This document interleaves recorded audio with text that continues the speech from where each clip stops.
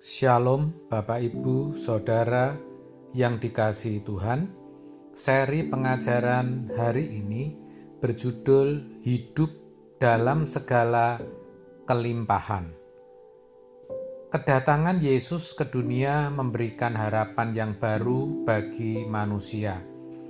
Manusia yang oleh karena dosa mestinya binasa bisa beroleh pengharapan kembali untuk memiliki hidup, bahkan dalam segala kelimpahan.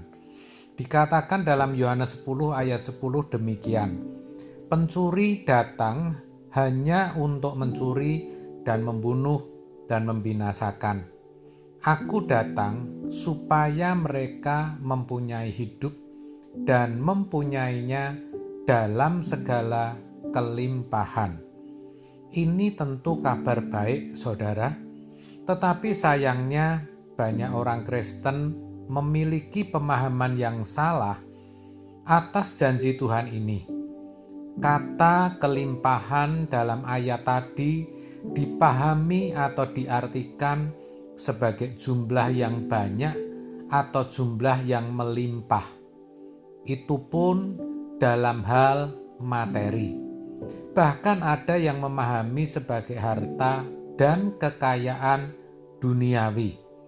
Apa benar kedatangan Tuhan Yesus membuat para pengikutnya mengalami hidup berkelimpahan secara materi?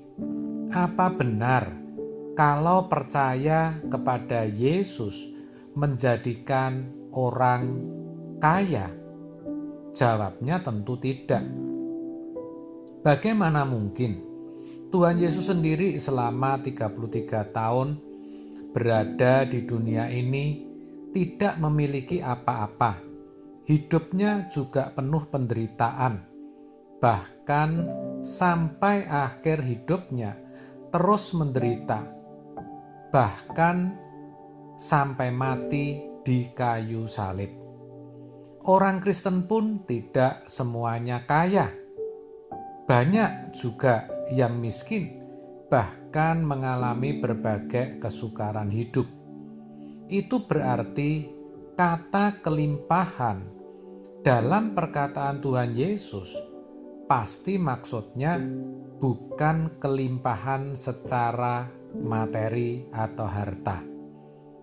Kalau kita lihat teks aslinya, untuk kata kelimpahan dipakai kata perison atau perisos yang artinya berkualitas atau memiliki nilai tinggi, highly in quality. Jadi hidup yang berkelimpahan berarti hidup yang berkualitas, yaitu hidup yang sesuai dengan yang Allah Bapa kehendaki. Hidup yang berkualitas tidak selalu ditandai dengan berlimpahnya harta atau kekayaan. Juga tidak identik dengan kekuasaan, pangkat, atau jabatan. Sebaliknya, ditandai dengan adanya damai sejahtera Allah dalam dirinya. Apalah artinya punya banyak uang, punya kedudukan, jabatan, dan banyak gelar, tapi tidak ada damai dalam hatinya? Bukankah itu percuma dan sia-sia? Kalau saya katakan demikian, bukan berarti sebagai orang Kristen tidak boleh kaya, bergelar, dan punya kedudukan. Bukan begitu. Tetapi jangan sampai semua itu membuat orang kehilangan damai sejahtera. Firman Tuhan berkata, kerajaan Allah itu bukan soal makan dan minum. Artinya bukan soal materi atau harta duniawi, tapi soal kebenaran, damai sejahtera, dan sukacita oleh Roh Kudus. Roma 14 ayat 17. Pertanyaannya, bagaimana agar kita bisa memiliki hidup yang berkelimpahan itu? hidup yang berkualitas itu? Caranya, kita harus mengikuti jejak Tuhan Yesus, Sang Gembala Agung kita. Dalam ayat di atasnya, ayat 4, dikatakan, Ia, maksudnya gembala, berjalan di depan mereka dan domba-domba itu mengikuti Dia. Hal senada dikatakan Tuhan Yesus dalam Yohanes 14 ayat 6. Akulah jalan. Artinya kita harus mengikuti jejak Yesus, mengikuti teladan hidupnya.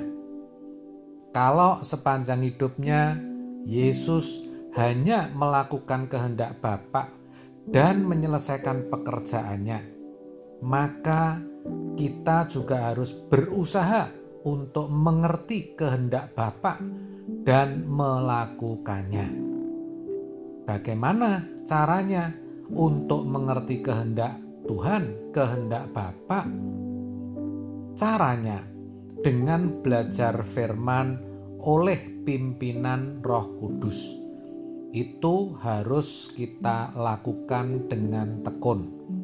Dalam waktu bersamaan, kita harus menanggalkan segala keinginan dan kesenangan kita. Segala ego kita, kerajaan kita harus kita matikan, harus kita runtuhkan, supaya kita bisa menghadirkan kerajaan Allah. Sekali lagi, itu tidak mudah, dibutuhkan latihan dan ketekunan.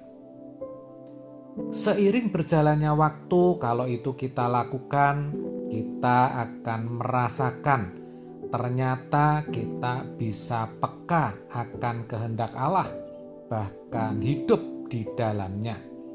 Hidup kita akan semakin berkualitas. Damai sejahtera Allah itu semakin menguasai hati dan pikiran kita. Apapun yang terjadi, bagaimanapun keadaan kita, hati kita bisa tetap tenang, teduh, dan damai. Kita akan semakin dicari orang, dan kehadiran kita ditunggu banyak orang. Sebab dimanapun kita berada, kita akan selalu menjadi roti yang terpecah, anggur yang tercurah. Kita akan selalu menyatakan kasih dan kehadiran Allah. Itulah sejatinya yang dimaksud dengan hidup yang berkelimpahan.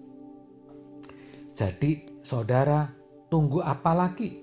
Mari kita sama-sama memperjuangkannya.